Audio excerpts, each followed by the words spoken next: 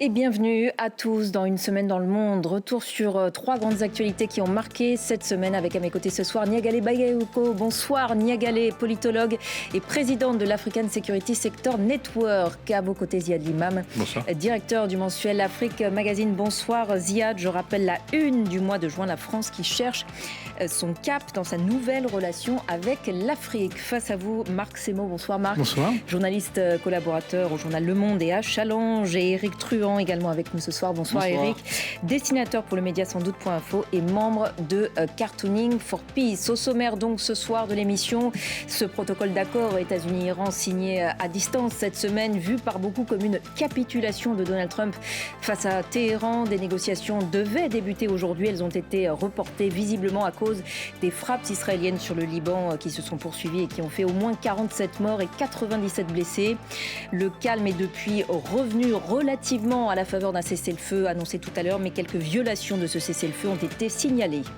L'Ukraine également au cœur du sommet du G7 d'Évian cette semaine. Les dirigeants ont réitéré leur soutien à Kiev. Parmi eux, Donald Trump, dont le virage inattendu sur le sujet a été très remarqué. L'Ukraine qui, par ailleurs, a mené la plus importante attaque de drones contre Moscou depuis au moins 2 ans.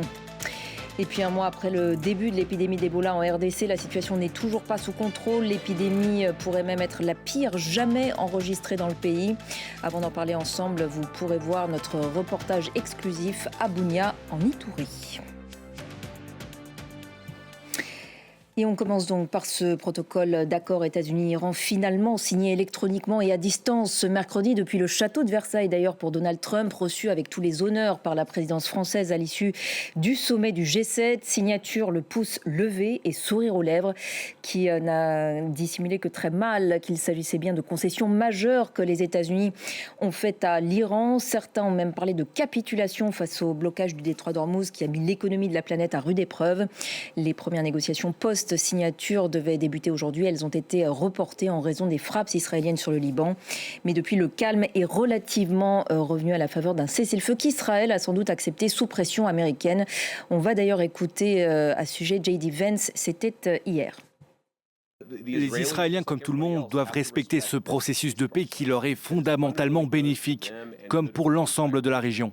Mais le président a parfois été frustré de voir que, alors que nous sommes sur le point de réaliser une avancée majeure dans l'accord, une explosion de grande ampleur survient soudainement dans un quartier civil de Beyrouth, faisant de nombreux morts qui n'ont aucun lien avec le Hezbollah. C'est inacceptable, c'est pourquoi nous avons demandé une coordination plus étroite afin que ça ne se reproduise plus.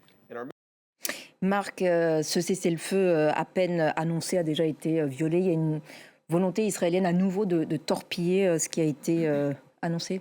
Il y a à la fois une volonté de remise en cause d'un accord auquel ils n'ont pas été associés. En général, quand on commence une guerre avec un allié, que cet allié décide, pour une raison ou pour une autre, de négocier avec l'autre partie, il vous associe. Là, cet accord, c'est un fait accompli. C'est d'ailleurs qui a été imposé à Israël, ce qui explique la colère de Netanyahou, mais globalement à peu près toute la classe politique. Parce que cet accord est perçu par une partie des Américains, par une grande partie aussi de l'opinion, comme effectivement une capitulation ou un accord bradé pour se sortir au plus vite d'une impasse.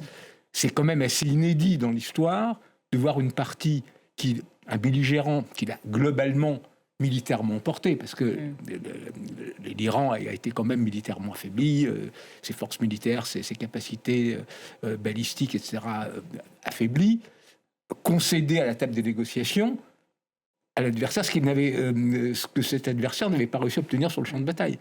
Donc il y a quand même quelque chose de très étrange dans cet accord, et que c'est qu'un sénateur américain comme Bill Cassidy, par exemple, qui est un républicain mais un adversaire de Bush, dit c'est la pire bourde de politique étrangère américaine depuis des décennies. Donc c'est dans ce contexte qu'il faut voir cet accord, qui effectivement est un accord de nécessité des Américains, mais qui reste extrêmement fragile, et surtout il renvoie aux négociations qui vont se dérouler pendant 60 jours. Des questions centrales. Toutes les questions centrales, à commencer par le nucléaire. Donc, pour le moment, on est dans une espèce de situation d'entre-deux, et il y a une stratégie, effectivement, assez claire des Israéliens de vouloir, malgré tout, dire, voilà, il faut aussi qu'on soit quelque part à la table. donc maintenir la pression à travers ces pour être à la table du cessez-le-feu pour être effectivement à la table. Israël, c'est le grand perdant, disons, de ce protocole d'accord signé à distance cette semaine. Oui, moi c'est ce qui me frappe. Bon, d'abord, comme nous tous, on a presque l'impression que le texte validé, le protocole tel qu'il est, a été quasi intégralement rédigé par la partie iranienne. Et effectivement, notamment l'article 1 met bien l'accent sur la façon dont la situation au Liban est intrinsèquement liée à la poursuite des négociations. La vraie question qui se pose, elle est double. Elle est d'abord celle de la position d'Israël dans la région elle-même. Donald Trump espérait arriver à élargir les accords d'Abraham. On voit qu'on en est très très loin. Et l'autre question, peut-être encore plus fondamentale, c'est celle de l'alliance entre Israël et les États-Unis qui a vraiment du plomb dans l'aile. Non seulement entre dirigeants, on vient de voir J.D. Vance qui a quand même ajouté que les États-Unis étaient aujourd'hui sans doute le seul allié qui restait à Israël, mais surtout dans la base MAGA où on voit malheureusement fleurir de nouveau des propos à caractère non pas antisioniste, mais clairement antisémite. Impopularité effectivement d'Israël au sein de non seulement cette base MAGA, mais plus largement des républicains. Il faut revenir au début de l'histoire. Pourquoi la guerre a lieu ?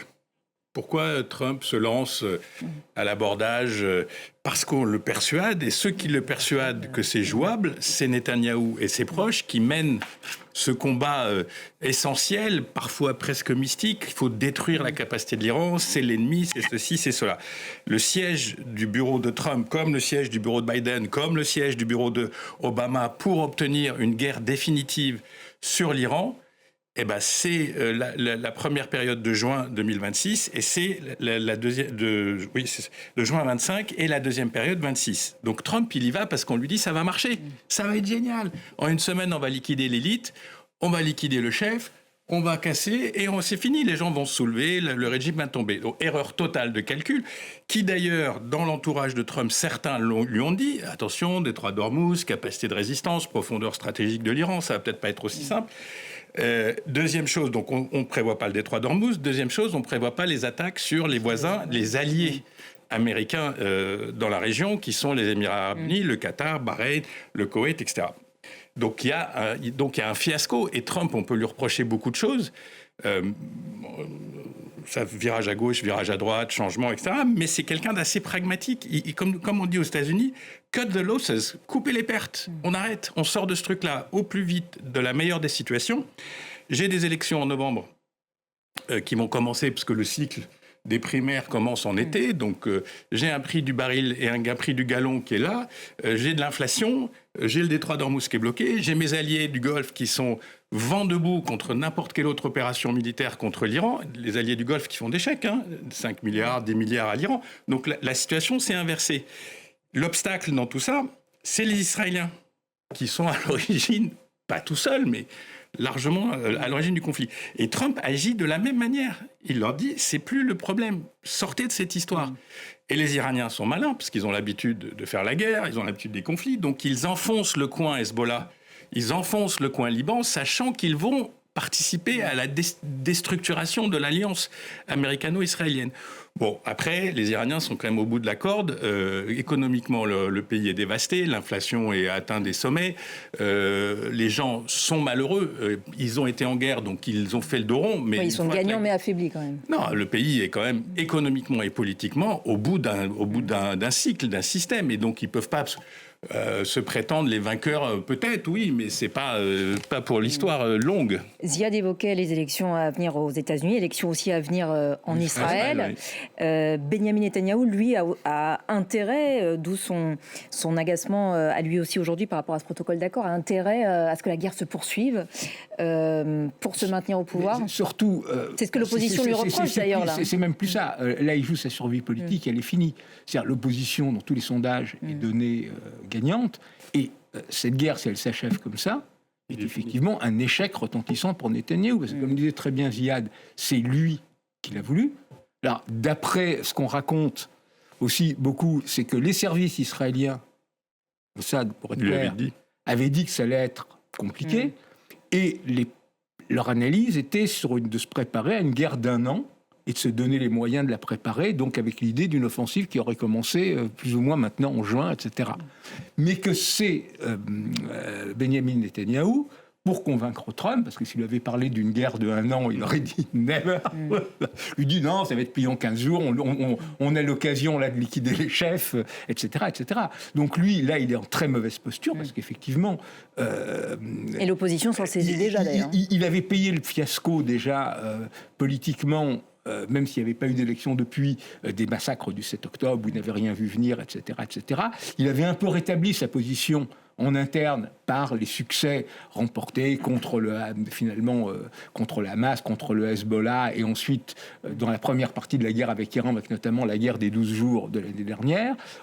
Du début de cette guerre, où effectivement ça semblait magnifique, les Américains étaient entrés dans le jeu, il y avait des frappes systématiques, toute une classe dirigeante a été décimée, mais aujourd'hui, face au fiasco, effectivement, il risque d'en payer là aussi le prix politique. Donc il essaye là de jouer ses dernières cartes, mais c'est pas du tout évident pour lui. Moi, ce qui me frappe beaucoup, je terminerai là-dessus, c'est qu'en Israël, la rupture ou une crise avec l'allié américain, quelque part, ils la mettent de côté, tellement ils sont convaincus de la nécessité là-dessus. Ils sont toujours dans une guerre qui, pour eux, devient de plus en plus existentielle. Parce qu'aujourd'hui, l'Iran, tel qu'il sortirait, sur cette guerre. Si cet accord de paix, ce protocole d'accord devient un accord de paix, l'Iran, qui ressortirait, serait tellement renforcé que c'est le cauchemar d'Israël qui se concrétise. Éric, les dessins sur ce premier thème. Oui, alors je vous ai amené 5 dessins. Un premier qui va un peu résumer et simplifier peut-être à outrance la situation, mais on en a besoin, je pense. Un premier dessin qui nous vient de Nicolas Vado, que vous connaissez bien ici, de Belgique. Voilà, le bilan de 108 jours de guerre. Vous voyez 2 petits points sur la carte, 28 février, juste à l'ouest de la pointe du détroit, et le 15 juin, donc 108 jours plus tard. Peu de choses ont avancé. Un second dessin qui nous vient cette fois-ci d'Autriche. Alors, Trump nous a régalé cette semaine en images et métaphores diverses, donc je vous en montrerai 2. Donc cette première qui fait écho à son anniversaire au combat de MMA, et à la position dans laquelle il s'est un peu retrouvé à Versailles, où il a certes signé, mais signé à l'horaire qui convenait aux Iraniens, et sous la forme qui convenait apparemment aux Iraniens. Donc un second dessin de Sini, d'Autriche. Un troisième dessin de La Serpe. Donald Trump veut son arc de triomphe, et voilà, il est construit à la taille de son triomphe en Iran. Donc vous voyez que les dessinateurs sont un peu moins bienveillants qu'on pouvait l'être il y a un instant sur Trump et sa capacité à cut the losses.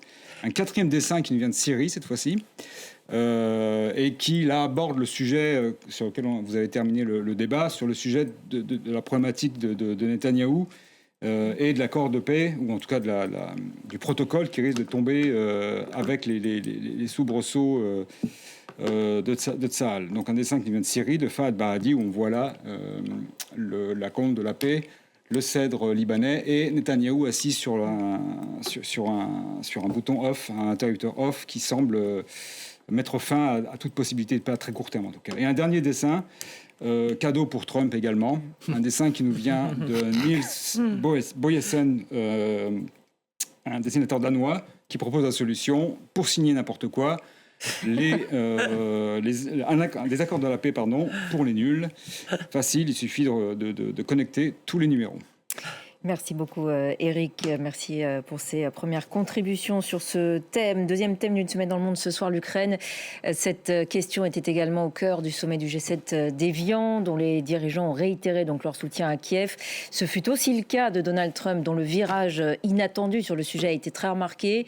Le président américain s'est montré plus à l'écoute de Volodymyr Zelensky, qui, fort de sa supériorité sur le terrain face à la Russie, a sans doute suscité un regain d'intérêt du côté de Donald Trump, qui a même évoqué la possibilité de rétablir des sanctions sur le pétrole russe. L'Ukraine qui par ailleurs a mené la plus importante attaque de drones contre Moscou depuis au moins 2 ans. On va écouter Volodymyr Zelensky.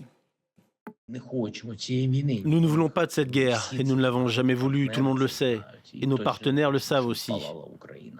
Et nous ne voulons certainement pas que l'Ukraine brûle à cause de l'ennemi. Mais si l'Ukraine brûle, Moscou brûlera aussi. C'est pourquoi nous insistons une fois de plus. Il est temps de mettre fin à l'agression. Il est temps de mettre fin à cette guerre. Niagalé, on a assisté donc à un revirement, on peut le dire, spectaculaire de Donald Trump sur l'Ukraine lors de ce G7. Comment le comprendre ? Alors, un revirement rhétorique, certes, mais il n'y aura, selon moi, de véritable retournement que lorsque les Américains accepteront de procurer les garanties de sécurité qui sont demandées par les Ukrainiens et par les Européens, d'ailleurs, également, pour protéger à l'avenir l'Ukraine de toute autre agression du type de celle que l'on connaît depuis 2022. Le président Trump, peut-être se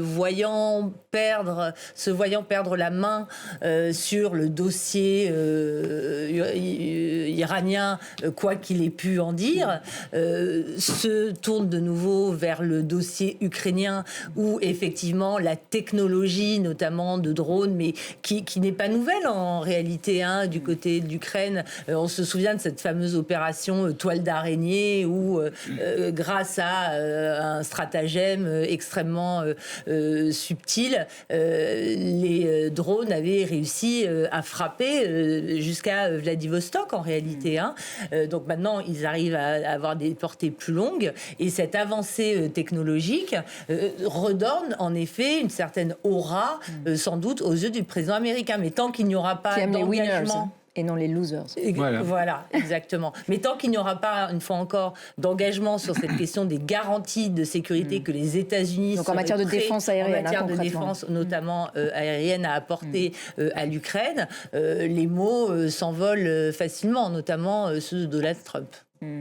Ziad, on en a beaucoup parlé déjà ces dernières semaines sur le terrain. On a vu donc ces attaques en profondeur avec ces drones. Est-ce que Vladimir Poutine, alors là, même le sommet européen évoque l'éventualité de pourparler avec Vladimir Poutine, il aurait intérêt à négocier maintenant? On voit que pour le moment, en tout cas sur le terrain, ces frappes massives sur l'Ukraine se poursuivent, y compris en plein jour.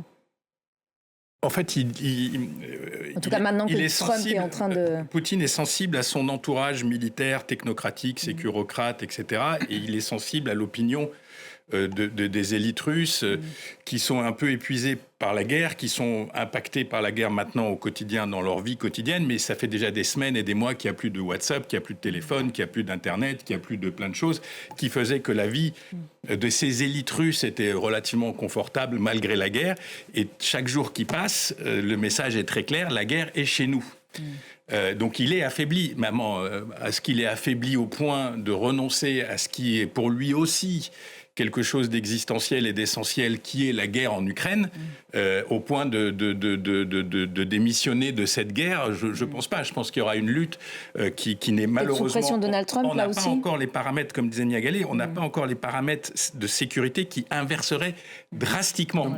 Les paramètres qui inverseraient drastiquement, c'est livraison de Tomahawk, c'est de la couverture aérienne qui empêche les missiles russes de tomber sur Kiev et qui n'empêcherait pas les drones ukrainiens d'aller en Russie. Il y a deux choses claires pour Trump. Là, encore une fois, je pense qu'il y a une forme de pragmatisme chez cet homme. D'abord, c'est que l'Ukraine devait perdre. Elle ne perd pas, mais les conditions de sa victoire ne sont pas là, mais les conditions de sa défaite ne sont plus là. Et l'Europe, qui devait être une bande de gamins décérébrés, sans argent, sans volonté, sans quoi que ce soit, c'est un dossier sur lequel l'Europe s'est unie, a financé l'Ukraine, soutient l'effort de guerre.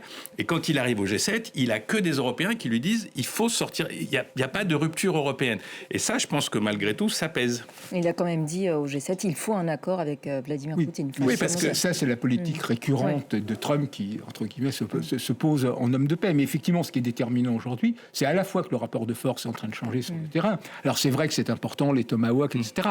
Mais pour le moment, les Ukrainiens, Oui, et puis même 70% du matériel utilisé, notamment ces drones qui feront les frappes à très longue portée, les fabriquent eux-mêmes. Ils ne dépendent plus maintenant du feu vert des Occidentaux. On vous livre des missiles, mais attention, vous n'avez pas le droit de les tirer sur ça ou ça ou ça. Donc c'est une première chose qui est fondamentale. La deuxième, effectivement, c'est que les classes moyennes des villes russes qui jusqu'ici étaient vivées comme sans problème, sont touchées dans leur quotidien.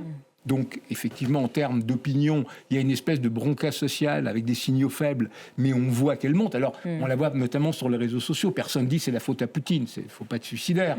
Mais voilà, c'est dur, etc. Donc, il y a cette bronca qui monte. L'économie est en récession. Alors, pas l'économie de guerre qui continue à tourner à plein régime à 40% du PIB, etc. Mais le reste est en récession. Donc, tout ça mis bout à bout fait que pour Vladimir Poutine, il a à la fois besoin de la guerre pour se maintenir au pouvoir, parce que c'est une société comme ça qui est mobilisée. Ensuite, s'il arrête la guerre, ça ne sera pas facile à gérer le retour à la vie civile de 500 000 hommes qui étaient payés $2 000 par mois. C'est quand même des très gros salaires pour se retrouver au quasi-chômage et tout en ayant été habitué à la violence. Donc l'après-guerre serait difficile. Mais en même temps, est-ce qu'il peut accepter un compromis? La ligne des Européens, je terminerai là-dessus, c'est de dire il faut négocier, donc là-dessus ils ont le soutien de Zelensky, mais la condition qu'il pose, avec le soutien de Zelensky, c'est qu'on négocie d'abord avec un cessez-le-feu sur les actuelles lignes de confrontation, c'est-à-dire la revendication de Poutine de dire je veux l'intégralité des oblasts d'Ukraine que je voulais annexer. Donc, qui obligerait les Ukrainiens à reculer, à abandonner toutes leurs lignes de défense et des territoires qu'ils ont défendus au prix de la perte de milliers d'hommes, cette hypothèse-là, il la récuse définitivement. Et c'est là-dessus, désormais, qu'il va y avoir le bras de fer. Un cessez-le-feu peut-être, mais voilà, il doit rester sur la ligne de confrontation actuelle. Oui. Juste très rapidement, pour faire un parallèle justement avec la situation en Iran, on a l'impression que la déclaration de Donald Trump, c'est l'anti-Anchorage, l'anti-sommet d'Anchorage, où Donald Trump avait endossé quasiment toutes les revendications de la Russie, de la même façon qu'on a l'impression qu'il endosse toutes les revendications des Iraniens. Donc effectivement, comme le disait Ziad, il y a peut-être tout simplement l'idée qu'on ne doit jamais être du côté des losers. Non, mais surtout, il y a juste un point là-dessus. Ce qui est quand même hallucinant, c'est que Jared Kushner et Witkoff n'ont jamais été à Kiev. Oui. C'est-à-dire, ils sont censés être les négociateurs américains.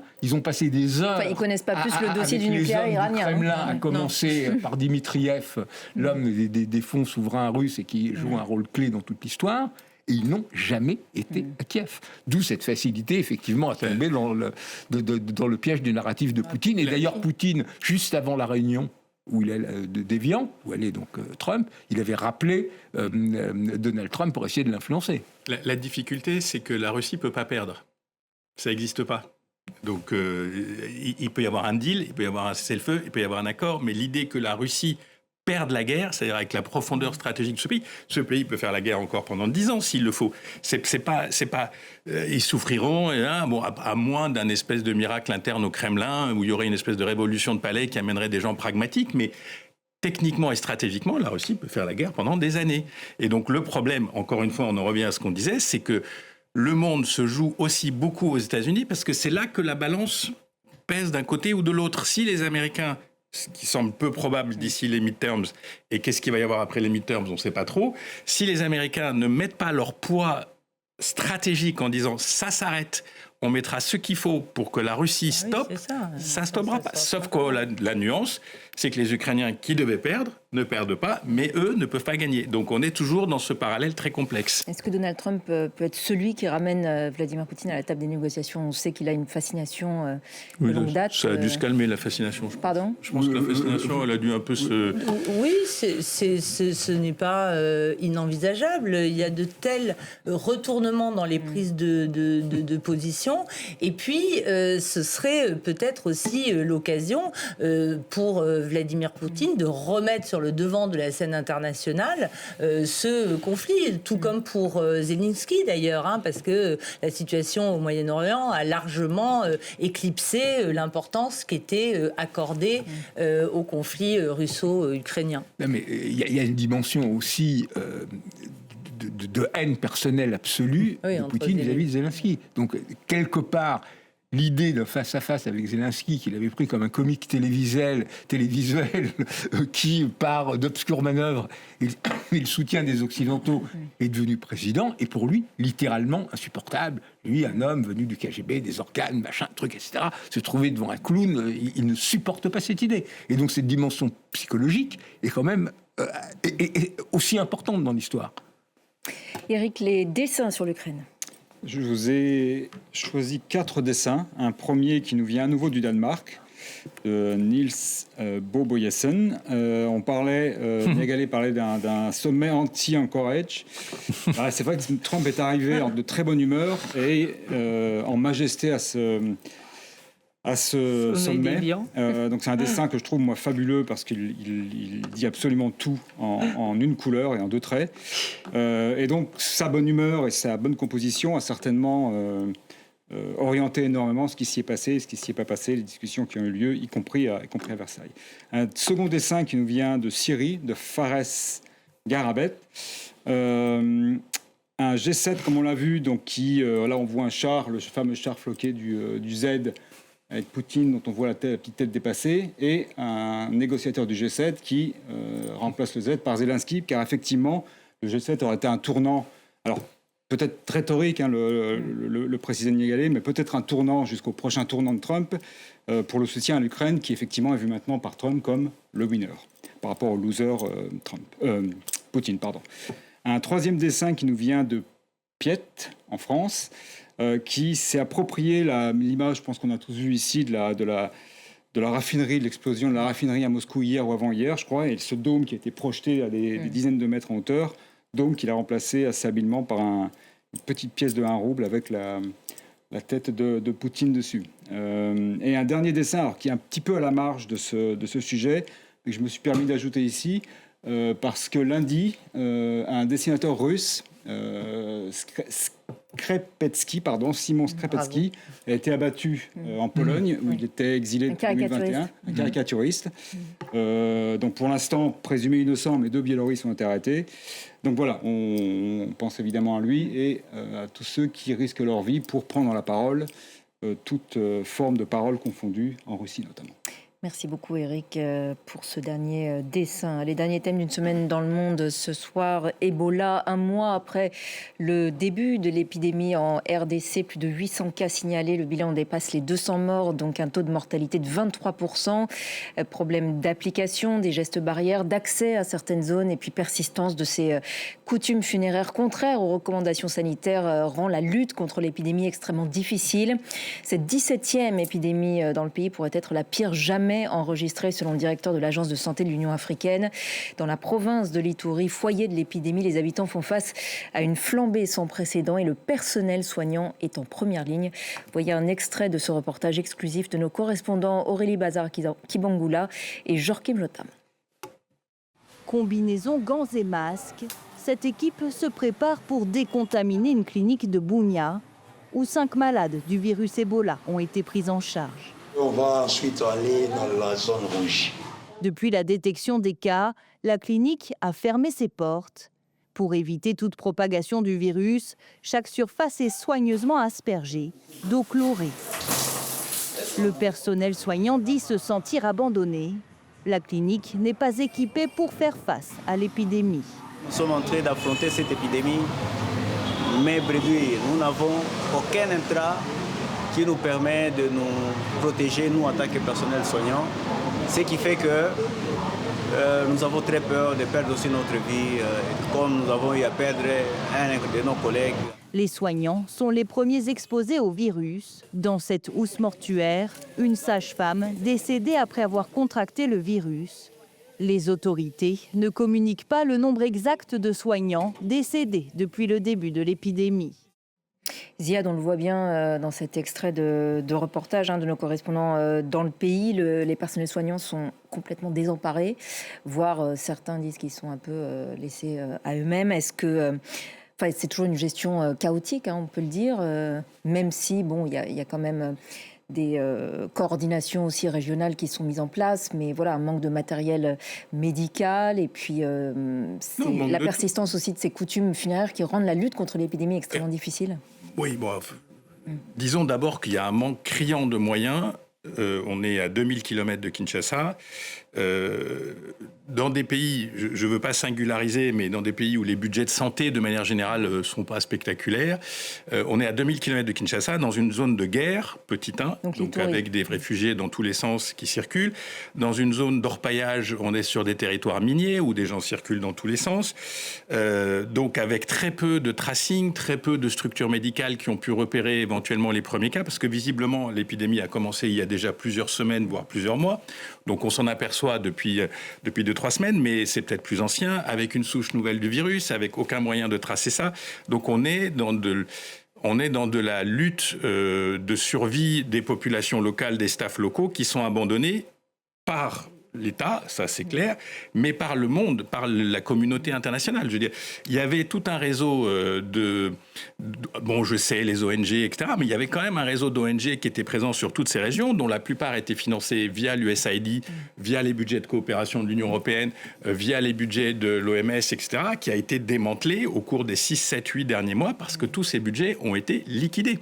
Et donc maintenant, ça me fait sourire jaune de voir que le dossier remonte au G7. Au G7. Oui, avec une promesse de 1 milliard. On dit, mon Dieu, on a sabré tout ça, on a fait 800 morts, une épidémie qui démarre, et on a les gens au G7 qui disent « Ah oui, c'est embêtant, parce que c'est vrai que si quelqu'un prenait l'avion à Kampala et arriverait à Londres, on ne sait jamais. » C'est quand même énorme. Après, les chiffres sont spectaculaires, mais là aussi, il faut se replacer dans le cadre d'un pays qui fait 110 millions d'habitants. Donc on peut voir aussi une forme de distanciation aussi. 800 morts, la pauvreté, c'est pas aussi... ça fait des morts aussi. Donc il y a cette espèce de distanciation qui peut aussi ralentir les choses. Moi, je pense plus que les rites, ça nous fascine, nous, ici. Mais les gens vont s'habituer, les gens vont vite comprendre que si tu t'approches de ton cousin mort, c'est dangereux. Ils ont du mal visiblement à s'en empêcher. Oui, mais je pense que ça avait été déjà pour un problème pendant la précédente épidémie, celle de 2013-2016 qui avait fait 11 000 morts. Déjà à l'époque, il y avait énormément de cas, même d'attaques contre les hôpitaux. Là, il y a un reportage qui est sorti dans Le Monde d'un hôpital qu'ils n'ont pas voulu nommer pour éviter des problèmes, pour leur éviter des problèmes, où il raconte justement comment il y a cette pression des familles qui veulent pouvoir assister leurs malades, qui veulent pouvoir toucher leurs morts, et avec une famille ensuite qui est décimée. Mais en même temps, voilà, ça continue, et si eux s'y opposent, ils disent « nous, on ne peut rien dire », parce que d'abord, ils nous jettent des pierres. Et ensuite, ils brûlent l'hôpital. Donc ça, c'est un témoignage qui est très, très fort. Je rejoindrai Marc aussi sur cette question des rites funéraires, mais plus largement de toutes les pratiques informelles dans le domaine médical qui vont plus ou moins à l'encontre des politiques de santé publique qui sont mises en œuvre d'abord par les États, mais aussi par les organisations internationales de type OMS. On s'aperçoit qu'on a des approches très technicistes, en réalité, de la santé, alors même qu'un certain nombre de pratiques, mais c'est valable aussi pour les accouchements, le rôle des guérisseurs reste extrêmement important, la conception communautaire de la maladie, souvent on considère que ce n'est pas une personne individuellement qui est touchée, mais toute la communauté à laquelle elle appartient, la religion qui se greffe aussi sur ces problématiques. Donc oui, le défi est effectivement important pour faire face à ce type de pandémie. Il y a une méfiance aussi vis-à-vis des autorités sanitaires, y compris de l'OMS. Ce qu'on appelle l'infodémie. C'est-à-dire le patron, le directeur général de l'OMS, éthiopien, a dit aujourd'hui il y a des informations au moins aussi graves que le virus. Tout à fait. C'est-à-dire, cette défiance est alimentée par les réseaux sociaux, d'où ce mot forgé d'infodémie, et donc ça contribue à refuser de se vacciner, refuser d'obéir quand ils disent non, vous ne pouvez pas toucher au corps, laissez-le, voilà. Donc il y a tout ça, et qui s'alimente sans arrêt par des théories complotistes, et tout ce qui est un mélange absolument détonnant. Alors pour le moment, Ziad a raison, 800 morts sur un pays qui en a 120 millions, c'est très peu. Le risque, effectivement, c'est celui... Alors pour le moment, malgré tout, l'épidémie reste plus ou moins... Après, les chiffres sont largement sous-estimés. Je pense que toutes les ONG s'accordent pour le dire. Pour clarifier ma position, c'est avant tout une épidémie de la pauvreté et de la guerre. Oui, bien avant sûr, tout. Bien sûr. Après, que localement, les traditions, la culture, les gens... Et puis la violence de l'épidémie, c'est-à-dire les gens peuvent devenir... peuvent se référer à des puissances supérieures pour se sauver de ça. Mais la vérité, c'est d'abord la déstructuration sociale, c'est d'abord la guerre dans la région. Des zones inaccessibles. Et la zone inaccessible. On est en Iturie. Alors, encore une fois, les gens ne se rendent pas bien compte, mais c'est 2 fuseaux horaires pratiquement. Et puis, c'est aussi... vous avez vu les images de la clinique. On dit clinique parce qu'il faut bien mettre un mot, mais c'est la pauvreté.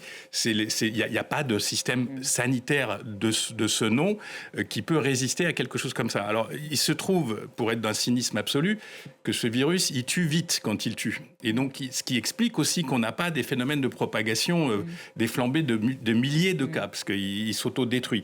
Mais quand on y pense, HIV, commence par le sida, coronavirus, tous les coronavirus qui ont eu lieu pendant 7-8 ans, là on en parle moins, les H1N1, les je sais pas quoi, les Marburg, etc., etc. Le petit hantavirus qui vient d'Argentine, la résurgence d'une crise aiguë d'Ebola, ça veut bien dire qu'on est rentré dans une phase épidémique à l'échelle de l'humanité et à l'échelle du temps. Il y aura plus d'épidémies de ce type parce que les conditions socio-naturelles changent tous les jours sur le terrain et que les virus ont accès à nous et que nous allons au contact des virus et que ça c'est une vraie donnée. Alors on va manquer de temps, je voulais quand même évoquer deux autres actus. Alors il y a le foot très rapidement d'abord, l'adoption d'une loi cette semaine toujours en RDC donc qui ouvre la voie à un possible troisième mandat pour Félix Tshisekedi. L'opposition d'ailleurs a boycotté ce vote et s'indigne. La voie est toute tracée ou pas pour Félix Tshisekedi, soutenu d'ailleurs par les États-Unis? Toute tracée, non, je n'irai pas jusque-là. Il est quand même confronté, notamment à l'Est, à cette alliance du fleuve Congo, dont le chef de file est quand même l'ancien président de la commission électorale qui l'avait porté au pouvoir, avec dans l'ombre Joseph Kabila. Donc les choses ne sont pas si simples que ça. Qu'ils parviennent à faire valider d'un point de vue légal un troisième mandat en manipulant les textes constitutionnels en vigueur, ça il n'y a pas tellement de doute, mais que cela lui permette de conserver le pouvoir, je ne serais pas aussi affirmative. Bon, et donc pour faire plaisir à Ziad, un mot de... Juste un mot quand même, oui. On peut aller au troisième mandat, mais s'il n'y a pas un consensus politique suffisamment large de sortie de crise et de stabilisation de la RD Congo, on ne sortira pas de l'instabilité. Ils sont assis sur un trésor. Hein. Vous avez parlé tous les deux des États-Unis qui soutiendraient cette opération. C'est parce que les États-Unis, ils voient le golden bucket, le cobalt, tungstène. En vue. Ouais, encore une fois, les Américains, on voit bien que les Américains n'ont pas d'amis et n'ont que des intérêts, donc ça peut changer. Mais grosso modo, le job de la classe politique congolaise serait d'avoir un consensus suffisamment stable pour pouvoir affronter les problèmes de fond sécuritaires et de pauvreté dans un pays immensément riche. Allez, un dernier mot de football maintenant. Hein. Décidément, cette actu concernant la RDC qui est très riche ce soir avec cet exploit historique de l'équipe des Léopards face au Portugal cette semaine. Portugal, l'un des favoris, on le rappelle. Match nul, donc 1-1, première participation pour la RDC depuis 1974. À l'époque, c'était le Zaïre. Premier but donc, de leur histoire dans cette compétition. Ça promet pour la suite. Je sais pas. Moi, je vais être super rapide. Hein. Ouais. Moi, je suis d'accord, les exploits, les trucs, c'est super bien. Mais une Coupe du Monde, c'est au moins 3 matchs au début. Ceux qui seront au deuxième tour, en Afrique, on parlera à ce moment-là d'un vrai bilan. Après, il y a des moments symboliques, c'est vrai. Un premier but, etc., la foule à Kinshasa, etc. Mais la réalité, il faut sortir du groupe. il faut se qualifier. C'est valable pour les 10 équipes africaines qui sont là. On a fini l'époque des exploits, des machins, ça c'est très bien. Maintenant, il faut se qualifier au deuxième tour. Il faut gagner des matchs en 16e de finale. Il faut faire comme le Maroc il y a 4 ans, ou comme le Ghana, ou comme le Nigeria. Il faut aller de l'avant. Il ne faut pas se contenter de ces moments du début. Ziad, c'est votre carte blanche ce soir sur ce thème, me disent Marc et Niagalé. Peut-être Marc, on admire la performance. Un autre match. C'est sur le Portugal qui m'a l'air quand même assez mal barré dans ce début mondial. C'est les premiers matchs. Mais peut-être se ressaisir. Et puis quand même, excusez-moi, je ne peux pas ne pas parler de l'équipe iranienne parce que je trouve surréaliste. Enfin, je pourrais parler de milliers de choses sur cette Coupe du Monde, le fait qu'elle est quand même très racialisée. Il y a des visas, c'est ceux qui ont les visas, ceux qui ne les ont pas. Ça, c'est quand même la vérité. Et il y a quand même cette histoire iranienne qui est complètement dingue. Je veux dire, une équipe qu'on rentre, qu'on sort, qu'on rentre, qu'on sort. Je ne comprends pas les Américains. Ils pourraient faire un geste. Ils ont porté plainte d'ailleurs auprès de la FIFA. Donc il ne va rien faire. Oui, Infantino fera pas. Non, ce qui est fou, c'est que les Américains ne font aucun geste. Ils pourraient dire, c'est un moment où je fais un geste. Après, on s'en fout. Dans 2 mois, on refait la guerre. Pour la symbolique de la Coupe du Monde. Ils ont capitulé, ça suffit. Oui. Ils n'ont pas besoin de faire en plus un geste vis-à-vis de l'équipe de foot. Enfin, il va y avoir un Iran quelque chose à Los Angeles. Je sais plus absolument. C'est quand même une ville qui est une des places fortes de la communauté iranienne. De l'immigration iranienne aux États-Unis, en plus assez massivement pro-Pahlavi. Allez Eric, les dessins sur la RDC, sur tous ces aspects du coup. Alors sur tous ces aspects, je vais commencer par l'aspect Tshisekedi et sa volonté, ou en tout cas la possible modification de la Constitution pour lui permettre un 3e mandat. Donc on y voit là, dans un dessin qui vient de Tanzanie, du dessinateur Mehdi, on y voit Tshisekedi sur une moto dont la roue qui symbolise la sécurité économique dans ce dessin, mais qui pourrait être tout aussi bien la sécurité sanitaire ou la sécurité tout court. Tshisekedi qui dit il suffit de changer le phare avant qui est la Constitution, ça roulera sans problème. Un second dessin qui nous vient de France, du dessinateur Rodot, là aussi sur la même orientation de ce dernier sujet. Tshisekedi en route pour un 3e mandat. Effectivement, il est assez confiant, puisqu'entre les groupes armés, Ebola, les pénuries alimentaires, etc., il ne pourra pas faire pire que son 2e mandat. Donc c'est assez bien vu, même si c'est assez cyniquement vu. Et un dernier dessin, pour la boucler sur ce dont on parlait, c'est que pendant tout ce temps, que ce soit ici ou aux États-Unis, eh bien, Ebola, depuis 3 semaines, 1 mois, voire plus, est quasiment sur tous les radars médiatiques, hormis France 24 évidemment, et 1 semaine dans le monde. Un dessin qui nous vient de Suisse, du dessinateur Stéphane Tobler. C'est bien. Merci beaucoup Eric, merci à tous les dessinateurs d'avoir participé à cette émission avec ces très beaux dessins. Merci Marc, merci Niagalé, merci Ziad d'avoir participé à l'émission ce soir, à retrouver sur notre site internet et nos réseaux sociaux. Restez avec nous, prochain point sur l'actualité dans quelques minutes.